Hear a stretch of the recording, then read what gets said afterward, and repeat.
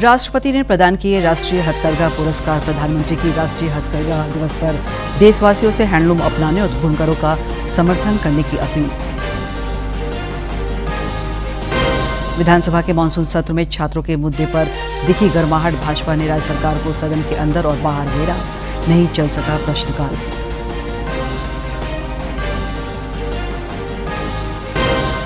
प्रतियोगी परीक्षाओं में धांधली के खिलाफ रांची में छात्रों के आंदोलन का 14वां दिन। सरकार के साथ वार्ता के तौर तरीकों को लेकर गतिरोध आंदोलन तेज करने की चेतावनी।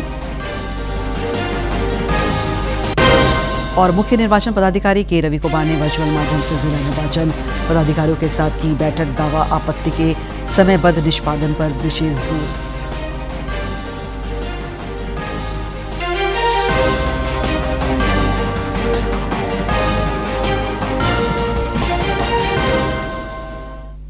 नमस्कार, खबरें झारखंड में आपका स्वागत है। मैं हूं दिव्या और अब समाचार विस्तार से।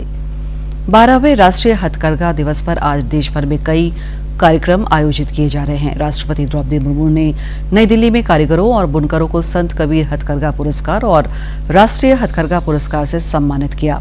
हथकरघा के क्षेत्र में योगदान के लिए यह पुरस्कार प्रदान किए जाते हैं।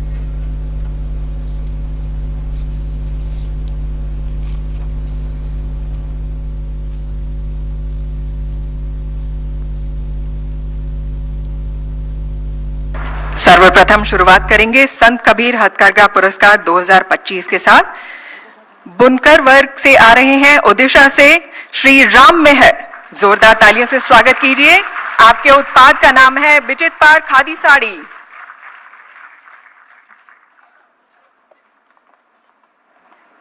मेडल और ताम्रपत्र के साथ संत कबीर हथकरघा पुरस्कार 2025 से सम्मानित किया जा रहा है श्री राम मेहर। असम से आई श्रीमती रुनिमा चेतिया चौधरी। आपका विशेष उत्पाद है मूंगा सिल्क साड़ी।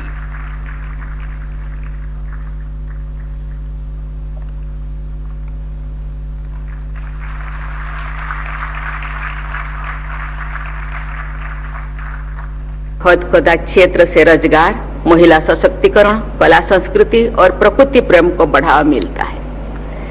हथकरघा भारत के स्वतंत्रता संग्राम और आत्मनिर्भरता से भी जुड़ा हुआ है। हमारे ग्रामीणों और जनजातीय समाज ने प्रकृति के साथ सामंजस्य से जीने की पारंपरिक ज्ञान प्रणालियों को सदियों तक संजोया है। हथकरघा उस परंपरा का एक सशक्त उदाहरण है। प्रकृति के अनुरूप जीने की पद्धति की उपयोगिता आज समूचे विश्व में स्वीकृति जा रही है। देवियों और स्वजनों, हथकरघा क्षेत्र में रोजगार की अपार संभावनाएं हैं।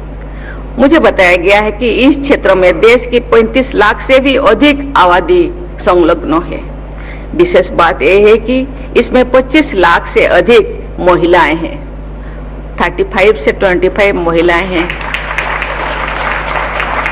उनके सामाजिक और आर्थिक सशक्तिकरण में इसकी महत्वपूर्ण भूमिका है। इसमें लगभग 2/3 कारीगर अनुसूचित जाति, अनुसूचित जनजाति और अन्य पिछड़े वर्गों से संबंधित है। प्रधानमंत्री नरेंद्र मोदी ने सोशल मीडिया पर एक वीडियो साझा कर देशवासियों से हैंडलूम उत्पादों को अपनाने और बुनकरों का समर्थन करने की अपील की है। 1905 7 अगस्त हमें भूलना नहीं है। 7 अगस्त 1905 को देश की आजादी के लिए स्वदेशी आंदोलन का प्रारंभ हुआ था और आत्मनिर्भर भारत की नींव डाली गई थी। अंग्रेजों के खिलाफ देशवासियों ने एक बहुत बड़ी लड़ाई लड़ी थी। जन जन जुड़ गया था। अभी पिछले सप्ताह आप सबने फ्रेंडशिप डे मनाया। मैं आज आग्रह करता हूं 7 अगस्त हैंडलूम डे होता है। हमने इतने ही उत्साह और उमंग के साथ हैंडलूम डे मनाना है और हैंडलूम डे मनाने का मतलब है कि हर गरीब परिवार, बुनकर परिवार जो अपने हाथों से अपनी छोटी छोटी घर में लूम पर कपड़े बनाते हैं, और नई नई वैरायटीज होती है। आप देखिए ना क्या कुछ नहीं है। और आप भी तो इस प्रकार से एक हैंडलूम की वैरायटी के साथ GRWM वीडियो करके जरूर दुनिया के सामने अपनी बात रख सकते हैं, हैंडलूम के लिए लोगों को प्रेरित कर सकते हैं। हमारा काम है आत्मनिर्भर भारत बनाने के लिए हमारे इन छोटे छोटे छोटे गरीब परिवारों को भी आर्थिक रूप से समृद्ध करना। आइए हम स्वयं हैंडलूम से कुछ न कुछ खरीदें, उसका एक वीडियो बनाएं और देश और दुनिया में उस वीडियो को प्रचारित करें, ताकि हमारे बुनकर भाई बहनों के सामर्थ्य का परिचय दुनिया को भी हो। आइए 7 अगस्त हैंडलूम डे, बहुत बहुत शुभकामनाएं। हथकरघा क्षेत्र से देश में 35 लाख लोगों की आजीविका जुड़ी है और यह ग्रामीण अर्थव्यवस्था की रीढ़ बना हुआ है। स्वतंत्रता संग्राम के दौरान श्री हथकरघा ने स्वदेशी की अलग जगाई थी।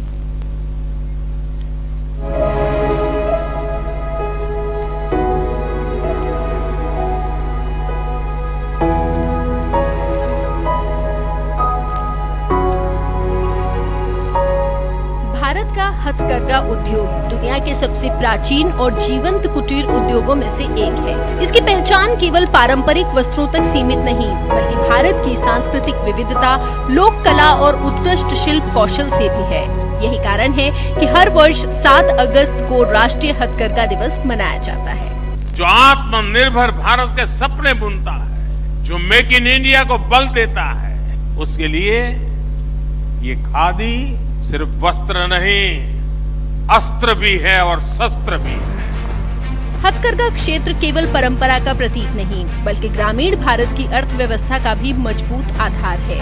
देश में 35 लाख से अधिक लोगों की आजीविका इस क्षेत्र से जुड़ी है, जिनमें 70% से अधिक महिलाएं हैं। सरकार इस क्षेत्र को आधुनिक तकनीक से जोड़ने के लिए IIT दिल्ली में handloom technology centre of excellence की स्थापना कर चुकी है। इसके साथ हैंडलूम 4.0 ऐप, हैंडलूम ई-विद्या, हैंडलूम एक्स, कलाग्रह स्टूडियो और थ्रेड्स ऑफ वेलर जैसी 5 नई पहलें भी शुरू की गई हैं। आने वाले दिन में 2 ही संकल्प है कि हम सोशल सिक्योरिटी से जोड़े, उनके मार्केटिंग के लिए ग्लोबल गांव से ग्लोबल तक की व्यवस्था। मैं केवल प्रार्थना करूंगा बुनकर भाइयों से, मोदी जी पे भरोसा रखें और चेंज होना शुरू हो गया। बुनकरों के आर्थिक सशक्तिकरण के लिए राष्ट्रीय हथकरघा विकास कार्यक्रम के तहत उन्नत करघे, वर्कशेड, डिजाइन विकास और विपणन के लिए वित्तीय सहायता दी जा रही है। वर्ष 2020-21 से 2025-26 के बीच 237 हथकरघा उत्पादक कंपनियों का गठन किया गया।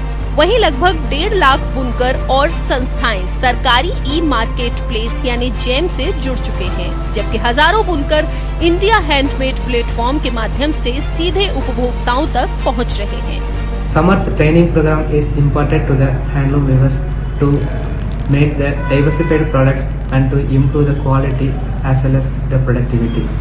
सरकार बुनकरों के सामाजिक सुरक्षा कवच को भी मजबूत बना रही है। प्रधानमंत्री जीवन ज्योति बीमा योजना, प्रधानमंत्री सुरक्षा बीमा योजना और एकीकृत महात्मा गांधी बुनकर बीमा योजना के माध्यम से प्राकृतिक और आकस्मिक मृत्यु एवं विकलांगता की स्थिति में सुरक्षा प्रदान की जाती है। वहीं 60 वर्ष से अधिक आयु के आर्थिक रूप से कमजोर पुरस्कार विजेताओं बुनकरों को 8,000 रुपए प्रतिमाह की सहायता दी जाती है। उनके 2 बच्चों को वस्त्र संस्थानों में उच्च शिक्षा के लिए प्रति वर्ष 2 लाख रुपए तक की छात्रवृत्ति भी उपलब्ध कराई जाती है। फ्रेश माल नहीं होता था, उससे करते थे, मगर अब जो मिल गया है तो माल भी फ्रेश होता है, काम भी फ्रेश होता है। सब्सिडी पे मिल रहा है लूम, ये योजना है, और रेशम कार्ड बन रही है, ये योजना है। साथ में हम काम कर रहे हैं तो हमें तो इसका शुक्रिया अदा है। हमारे क्लस्टर को इस लायक समझा और पूरे हिंदुस्तान क्या पूरे दुनिया में इसका नाम का परचम लहरा रहा है, इसके लिए हमारे प्रधानमंत्री को बहुत बहुत धन्यवाद। परंपरा और प्रौद्योगिकी, विरासत और विकास, यही आज के भारतीय हथकरघा क्षेत्र की नई पहचान बन रही है। सरकार की पहलें न केवल बुनकरों के जीवन में सुरक्षा, सम्मान और समृद्धि ला रही हैं, बल्कि भारत की सदियों पुरानी हथकरघा परंपरा को वैश्विक पहचान दिलाने की दिशा में भी एक मजबूत कदम साबित हो रही है। डीडी न्यूज के लिए डॉक्टर सुयश शर्मा की रिपोर्ट। संसद के मानसून सत्र का आज 15वां दिन है। दोनों ही सदनों में विपक्ष के हंगामे की वजह से प्रश्नकाल नहीं चल सका। लोकसभा में अध्यक्ष ओम बिरला ने आजादी की लड़ाई के दौरान भारत छोड़ो आंदोलन और करो या मरो के आह्वान को याद करते हुए 9 अगस्त की क्रांति के महत्व को रेखांकित किया। सदन ने स्वतंत्रता संग्राम के बलिदानियों और राष्ट्रपिता महात्मा गांधी को नमन किया। माननीय सदस्यगण, दिनांक 9 अगस्त को भारत छोड़ो आंदोलन की 84वीं वर्षगांठ है। वर्ष 1942 में इसी दिन राष्ट्रपिता महात्मा गांधी जी ने देशवासियों को करो या मरो का मंत्र दिया था। भारत छोड़ो आंदोलन भारत के लोगों की एकता, अदम्य साहस तथा अन्याय के विरुद्ध सत्य एवं अहिंसा पर आधारित संघर्ष का अमर प्रतीक है। इस आंदोलन ने स्वतंत्रता प्राप्ति की दिशा में निर्णायक जन जागरण का मार्ग प्रशस्त किया और राष्ट्र के आत्मविश्वास को नई ऊर्जा प्रदान की गई। ये सभा राष्ट्रपिता महात्मा गांधी जी तथा भारत की स्वतंत्रता के लिए अपना बलिदान करने वाले अमर स्वतंत्रता सेनानियों और शहीदों को विनम्र श्रद्धांजलि अर्पित करती है। साथ ही उनके त्याग, बलिदान और आदर्शों से प्रेरणा लेते हुए लोकतंत्र, स्वतंत्रता, राष्ट्रीय एकता और संविधान में निहित मूल्यों के प्रति अपनी अटूट प्रतिबद्धता को सुदृढ़ करने का संकल्प लेती है। अब सभा भारत के स्वतंत्रता सेनानियों के सम्मान के स्वरूप में कुछ देर मौन रहेगी।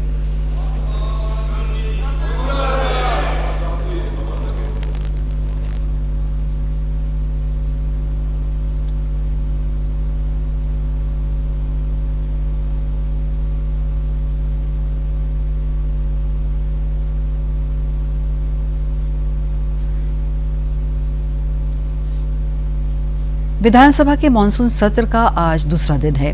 सदन की कार्यवाही शुरू होते ही नेता प्रतिपक्ष बाबूलाल मरांडी ने रांची में प्रतियोगी परीक्षाओं में गड़बड़ियों के खिलाफ छात्रों के आंदोलन का मामला उठाया। उन्होंने अदालत की निगरानी में विवादित परीक्षाओं की गड़बड़ियों की सीबीआई से जांच कराने की मांग की।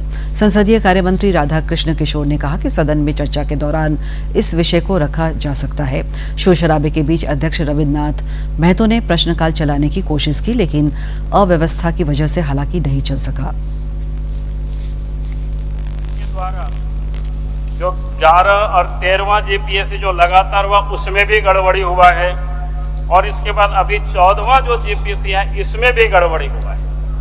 और इसलिए अध्यक्ष महोदय, मैं आपसे ये विनम्र निवेदन कर रहा हूँ, सरकार उधर बैठे हुए क्या कहते हैं संसदीय कार्य मंत्री, मुख्यमंत्री तो नहीं है। मैंने क्या कहते हैं कार्य मंत्रणा समिति की बैठक में भी मैंने कहा था, भाई इन मुद्दों पर छात्र, नौजवान सड़क पर बैठे हुए हैं, बारिश में बैठे हुए हैं और सरकार को एग्जाम रद्द करना चाहिए और पूरे मामले की जांच अदालत की निगरानी में सीबीआई से करानी चाहिए। सरकार ने स्पष्ट रूप से कहा था नेता प्रतिपक्ष को कि पठाओ अनुपूरक बजट आज पेश होने वाला है, इस पर वाद विवाद भी होगा, पूरा मौका मिलेगा। जो आपको सरकार के ऊपर या जो आपके मन में शंकाएं हैं, आप अपने उस वाद विवाद के क्रम में बोलिए। सरकार पूरी तरह से उत्तर करने के लिए तैयार है। बीच में सदन को डिस्टर्ब करने का कोई अधिकार विपक्ष को नहीं होना चाहिए। अध्यक्ष इधर प्रतियोगी परीक्षाओं में अनियमितताओं के खिलाफ रांची में छात्रों का आंदोलन 14वें दिन में प्रवेश कर गया है। आंदोलनरत छात्र विवादित परीक्षाओं को रद्द करने और सीबीआई से जांच की मांग पर अड़े हैं। राज्य सरकार के साथ बातचीत के तौर तरीकों पर गतिरोध दिखा रहे हैं। ऐसे में आंदोलनरत छात्रों ने संघर्ष तेज करने की घोषणा की है। झारखंड में प्रतियोगी परीक्षाओं में अनियमितता और उसकी सीबीआई जांच की मांग को लेकर इस तरीके से आमरण अनशन और भूख हड़ताल लगातार जारी है। और यहाँ पर जो 4 लोग आमरण अनशन कर रहे थे, उनमें से एक की तबीयत राहुल की बिगड़ गई है, जिनको अब से थोड़ी देर पहले अस्पताल में भर्ती कराया गया है। लेकिन देखिए, अब इन छात्राओं का जो जज्बा है, जो जुनून है कि अब हक की लड़ाई लेकर लड़ेंगे, और उसके लिए इन्होंने भूख हड़ताल कर रखा है। और देखिए किस तरीके से अब इनका शरीर भी जो है वो कमजोर होता दिख रहा है, क्योंकि इनके भूख हड़ताल का ये 4था दिन है और आंदोलन का 14वां दिन पहुंच गया है। किस तरीके से आप लोग लड़ाई को जारी रख रहे हैं?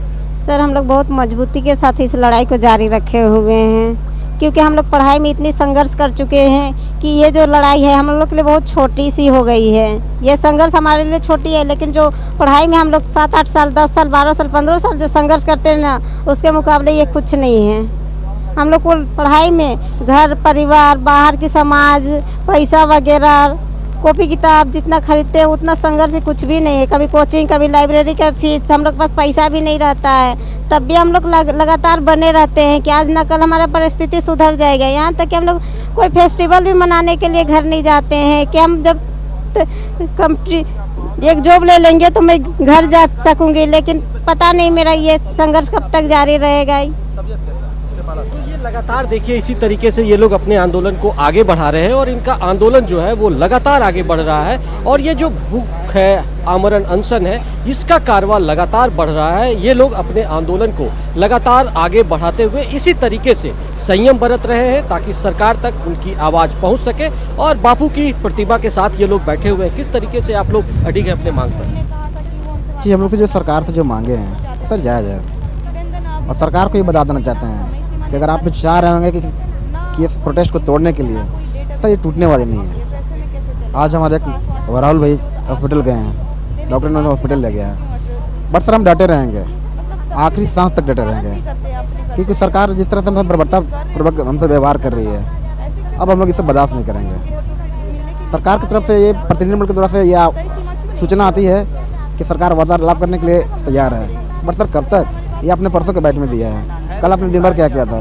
कल भी नहीं आप लोग किया, आज भी अभी तक भी कुछ नहीं किया। सर आप क्या बैठा क्यों है? आपके बगल में आवा था सर, आप सीधा आए नहीं सकते समाज के लिए हम लोग से, बट अभी तक आ नहीं रहे सर। इस तरीके का आक्रोश है और ये आक्रोश लगातार बढ़ता जा रहा है। और इन लोगों की मांग है कि सरकार ने सिर्फ एक पहल की, लेकिन पहल के बाद क्या कुछ होना चाहिए। छात्रों का लगातार जो है वो तबीयत बिगड़ रही है, लेकिन उसके बावजूद सरकार आगे आ नहीं आ रही है और इनका जो आंदोलन है वो इसी तरीके से आगे बढ़ता जाएगा। और इन लोगों की जो मांग है उस मांग पर ये अडिग है कि पिछले 5-6 वर्षों में जो भी एग्जाम हुए हैं उसकी सीबीआई जांच होनी चाहिए और जेपीएससी पीटी का जो रिजल्ट निकाला गया है उसको तत्काल रद्द किया जाना चाहिए। राहुल की तबीयत भी खराब होगी, कैसे आंदोलन बढ़ाएंगे आप लोग? देखिए, ये तो उनका जज्बा है लड़ने का, जो हम लोग को भी ताकत देता है कि अगर कोई एक साथी अपने जान तक रिस्क में डाल सकता है तो भाई हम लोग क्यों नहीं? हम लोग तो ऐसे ही नॉर्मल सिचुएशन में खड़े हैं, बिल्कुल लड़ेंगे। और जब तक लड़ेंगे तब तक जब तक हमारा मांग को सुन नहीं लेती सरकार। और सरकार से कहना भी चाहेंगे कि आप कितने, आपके सीने में छात्रों के प्रति कितना दर्द है, क्योंकि आप उन्होंने स्टेटमेंट दिया था सीना चीर के दिखाएं।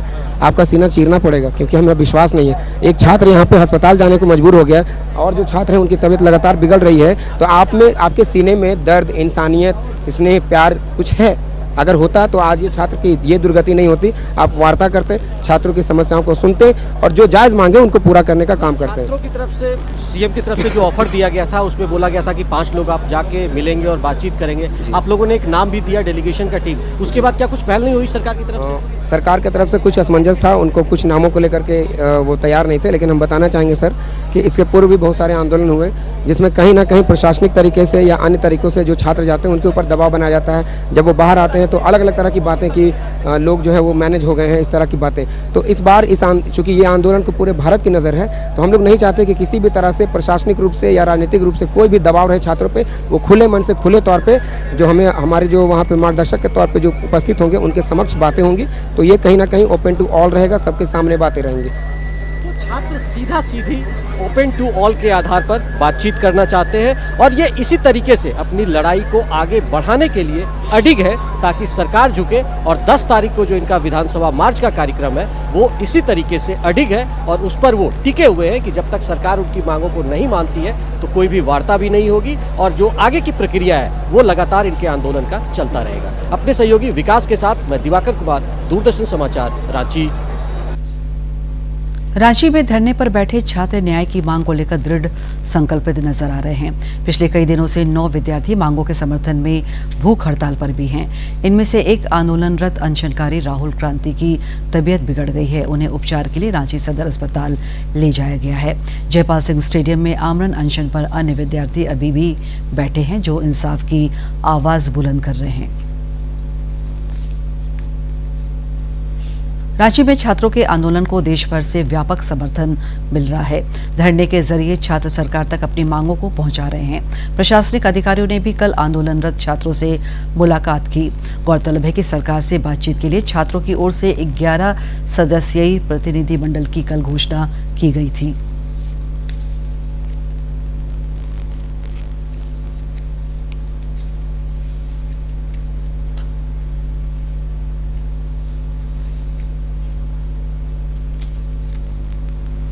आरएसएस प्रमुख मोहन भागवत ने कहा है कि लोकतंत्र में सहमति बनाने का एक तरीका विरोध भी हो सकता है, जिससे विचारों की विविधता के बाद आम सहमति बनती है।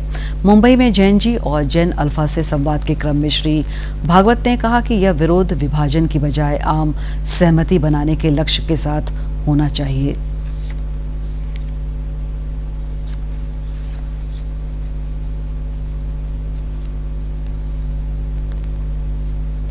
आंदोलन भी एक डायलॉग का तरीका है। हम यहां बैठ के बात कर रहे हैं, इसमें समझ में आ गया ठीक है, नहीं तो हमारा डिबेट चलेगा। आप किसी कठिनाई में हो या मैं किसी कठिनाई में हूं, सुलझाना आपके हाथ में है, मेरे हाथ में और नहीं हो रहा है तो मैं चिल्लाऊंगा, मैं आपको वहां से लेके आऊंगा, ये पहले करो, अर्जेंट है, ऐसा कहूंगा। डेमोक्रेसी में प्रोटेस्ट भी कॉन्सेंसस बनाने का एक तरीका है। Lot of views come together and A consensus is evolved after discussion. That discussion may happen through dialogue. Due to various reason, if that thing is not heard, agitation पर जा सकते हैं, लेकिन ये सब करना है to evolve the consensus, not to create divisions. Mumbai में आयोजित इस कार्यक्रम में राज्य के पूर्व मुख्यमंत्री अर्जुन मुंडा भी मौजूद रहे। उन्होंने कुछ तस्वीरें साझा कर बताया कि इस विशेष आयोजन में देश विदेश के 108 शहरों से आए 2000 से अधिक विद्यार्थी, शिक्षाविदों और विभिन्न क्षेत्रों के प्रतिनिधियों की सहभागिता रही।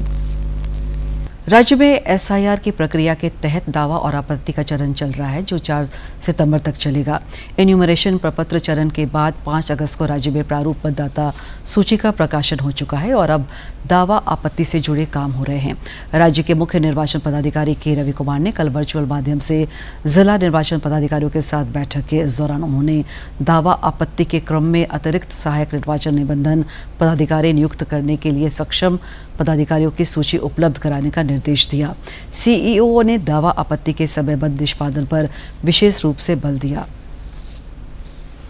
हर घर तिरंगा अभियान को लेकर झारखंड समेत देश भर में 9 अगस्त से विशेष सप्ताह व्यापी अभियान चलेगा। इस दौरान विविध कार्यक्रमों का आयोजन होगा।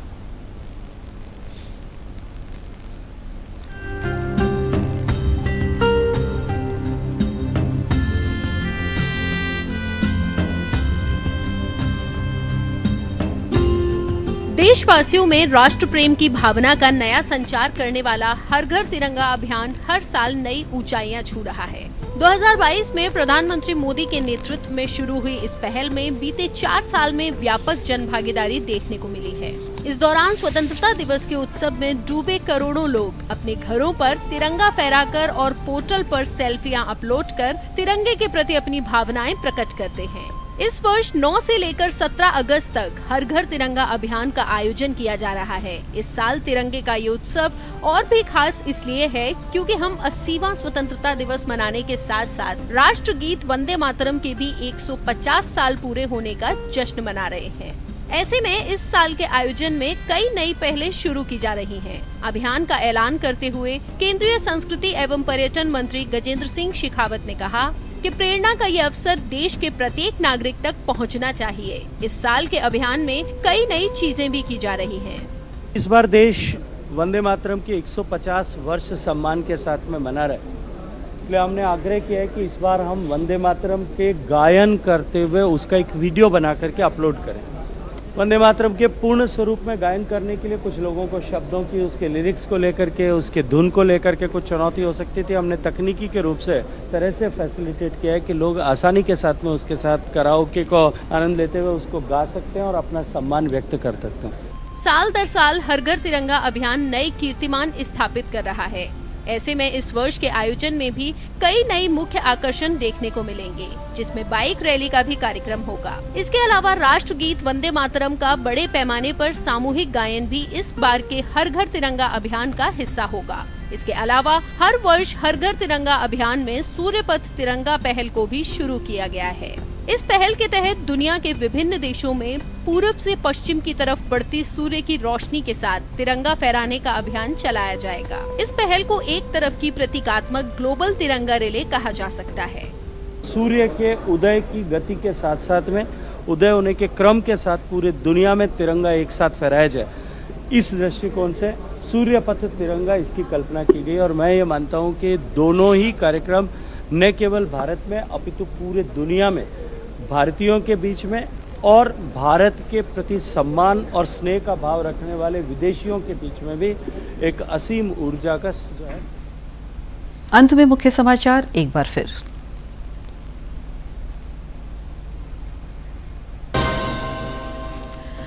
राष्ट्रपति ने प्रदान किए राष्ट्रीय हथकरघा पुरस्कार। प्रधानमंत्री की राष्ट्रीय हथकरघा दिवस पर देशवासियों से हैंडलूम अपनाने और बुनकरों का समर्थन करने की अपील। विधानसभा के मानसून सत्र में छात्रों के मुद्दे पर दिखी गड़बड़ाहट। भाजपा ने राज्य सरकार को सदन के अंदर और बाहर घेरा, नहीं चल सका प्रश्नकाल।